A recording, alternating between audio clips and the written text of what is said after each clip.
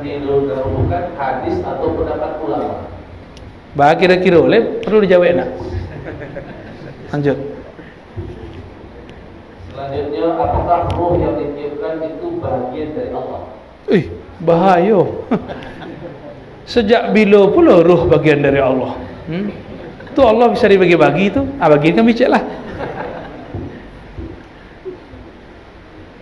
Yang ada kalimatnya nafakhtu fihi min ruhi. Aku tiupkan kepadanya min. Min itu jangan diartikan li tab'id. Itu lil ibtida bahasa Arabnya. Min itu kadang-kadang betul diartikan orang sebagian. Tapi itu lil ibtida. Dimulai dari rohku, itu artinya. Jadi terjemahan yang ada di buku-buku terjemahan, aku tiupkan sebagian dari rohku, itu terjemahan keliru. Yang tepat, aku tiupkan dari rohku, gitu. Dimulai dari rohku. Jadi Allah menyebut dirinya roh. Ruh. Sumbernya ruh maksudnya. Ya.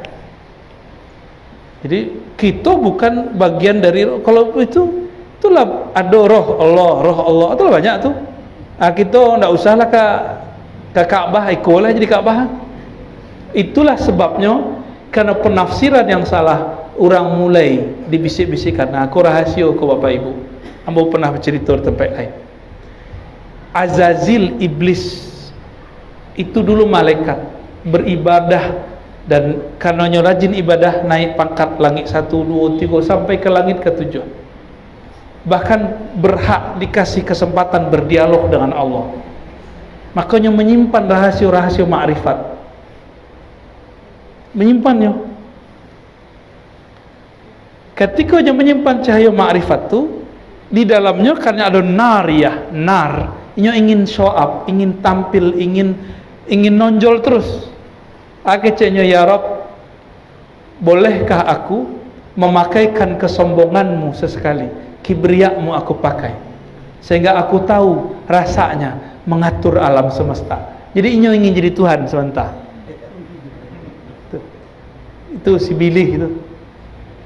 Maka itulah kemudian yang Allah marah.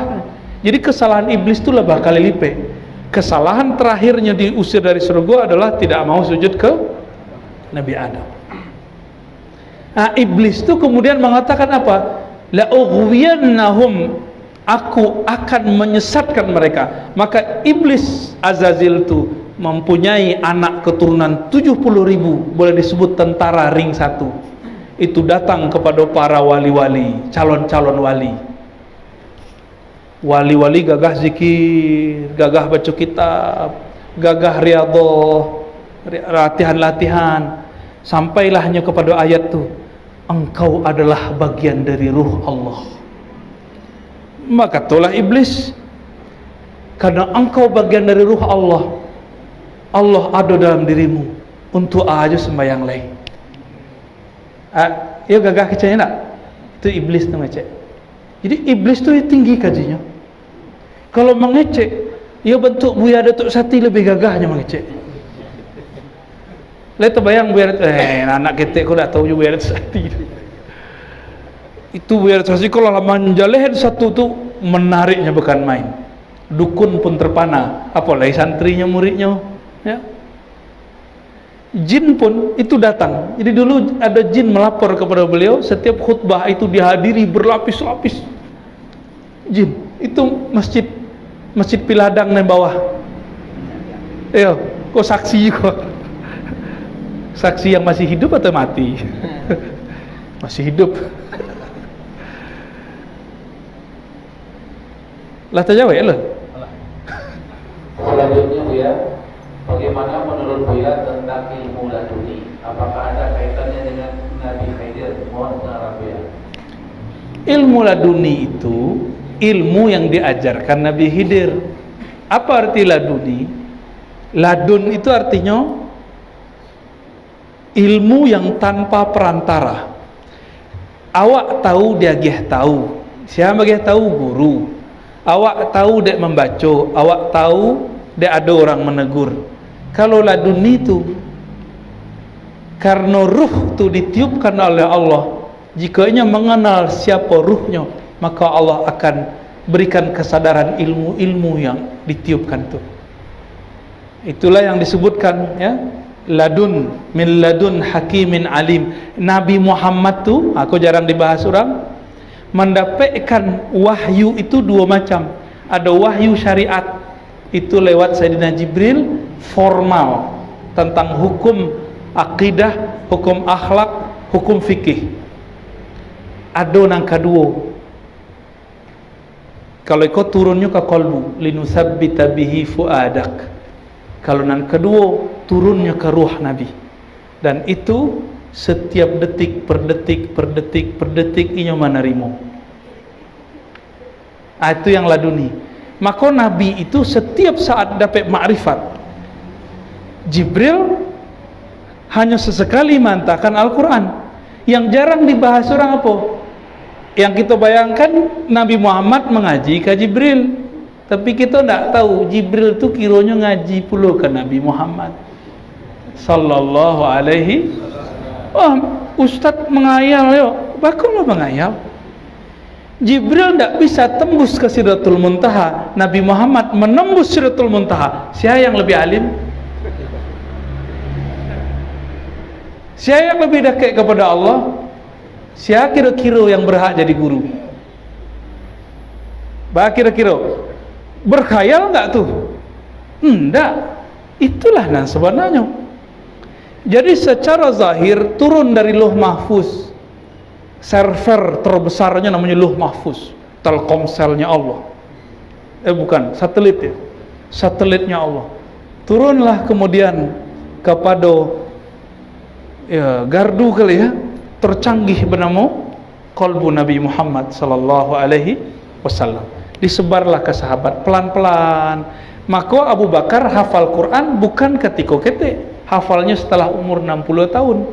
Sebab Quran terakhir turun umurnya 60 tahun. Itu. Jadi ngikuti metode Udo kalau kapal menggalih diputarnya surah An-Naba itu 2 ayat 2 ayat sampai 1000 kali baru sampai dia teh. Sebulan apa surah An-Naba cik? Awak enggak apa-apa ya kan? Kalah buya-buya terbiah dia. Apa surah An-Naba? Kinilah sampai surah mana? Surah betul surah. Selanjutnya Bu ya, bagaimana caranya menghadapi sakratul maut agar kita meninggal husnul khotimah? Awak belum pernah mati lah. Tapi dek guru diajar matikan diri sebelum mati. Aku guru mu tu. Apa matikan diri sebelum mati? Matikan nafsiyahmu. Nafsiyah itu disitulah ada syirik, disitulah iri dongki, disitulah ambisi, disitulah cinta dunia, disitulah pikiran-pikiran, khayalan-khayalan. Kat itulah disebut mematikan diri sebelum mati. Level pertama. Ada level-level mati itu macam-macam pula tuh. Dimulai dengan cara-cara teknik tertentu. Nanti guru tuh akan membimbing. Belajar talqin zikir itu adalah belajar melatih mati sebelum mati. Sebab orang kalau belajar zikir nanti inyo akan masuk ke alam, inyo sadar tapi inyo mati. Mati itu bernama lalo. Orang lolo ya, enggak lolo dong. Orang tuh inyo merasa zikir tapi tak ada orangnya mendengkur. Apa sawah bokoruh. Orangnya bokoruh.